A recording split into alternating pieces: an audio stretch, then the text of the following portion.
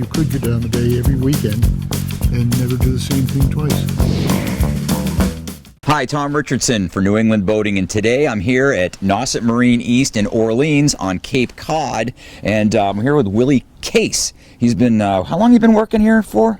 32 years. 32 years, and how long have you been boating in the Pleasant Bay, Chatham area? 32 years. 32 years. So you're going to keep us from running aground. Exactly. Anyways, we're going to jump in the whaler right now with Willie, take off, and give you a tour of Pleasant Bay. Down by the bay.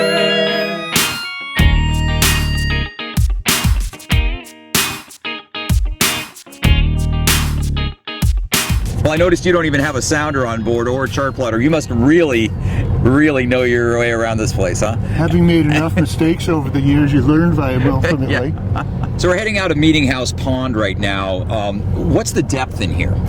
On average, probably about 15 feet, with the exception of over to the southeast corner there. There's about 25, 26 feet of water and a little pothole. So obviously all in here is all a no-wake zone, right? Exactly. Mm-hmm. Throughout the entire bay, or can you open it up in some spots? We'll have an opportunity at another half mile to open it up, but in areas where it's congested or it chokes down into a narrow place where it's just a safety issue with the oncoming traffic. Now, are there any public launch ramps on Pleasant Bay? There are 5 or 6, this one on your right being River Road, being the first one. Now, for somebody who doesn't like own their own boat or doesn't, want to trailer their boat here and wants to explore the bay, you guys, Nauset Marine rents powerboats, correct? That is correct. They rent the Boston Whaler, 17-foot Montauk, the 19-foot Montauk, and a pontoon type of boat, about 20 feet. Little Pleasant Bay goes into the Narrows for a short distance of no wake, and then you enter Big Pleasant Bay.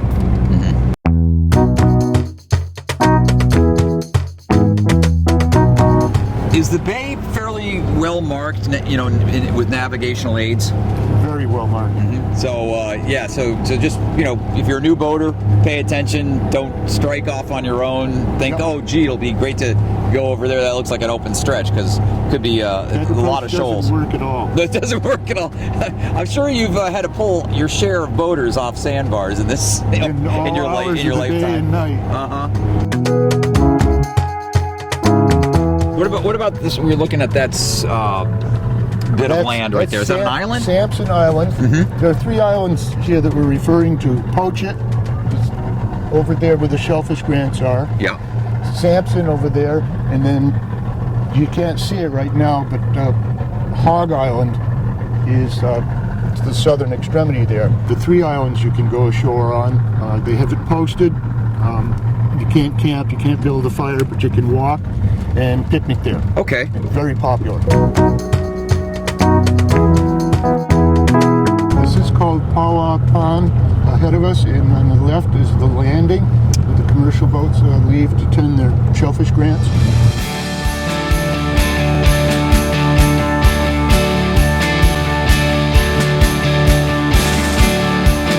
Now, is that an island over there? Very Strong Island. Strong. Famous Strong Island with bass fishing behind it over the years. Big fish. So we've pulled up to the dock at the Wauquasit Inn, and now this is a place where boaters can dock and dine, right? That is correct.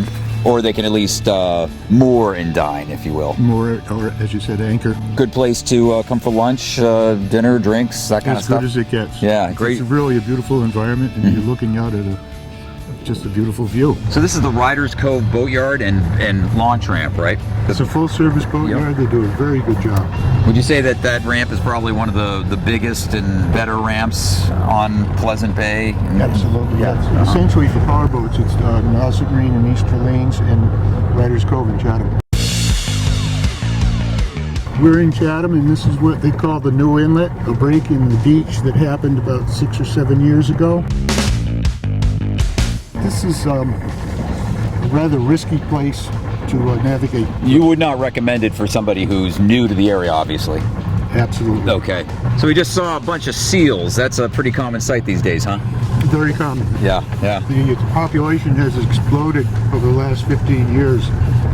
So if we were to go down alongside of Monomoy, there'd be probably 2/3 of that beach, the 6 or 8 miles of the island, will be black with seals. To the extent that's maybe 3,000 or 4,000 of them there. We're not. This is Aunt Lydia's Cove. That is correct. So this is where all the boats fuel up, This is or the home of the Chatham Commercial Fishing Fleet. Right now we're approaching the very southern end of Chatham Harbor and Pleasant Bay, or I guess this is, would you consider this Chatham Harbor then? Yes. Okay. And over behind us is the iconic Chatham Light.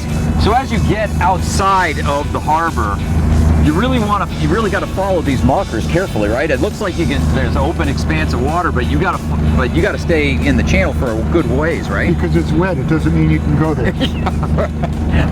So this is North Beach?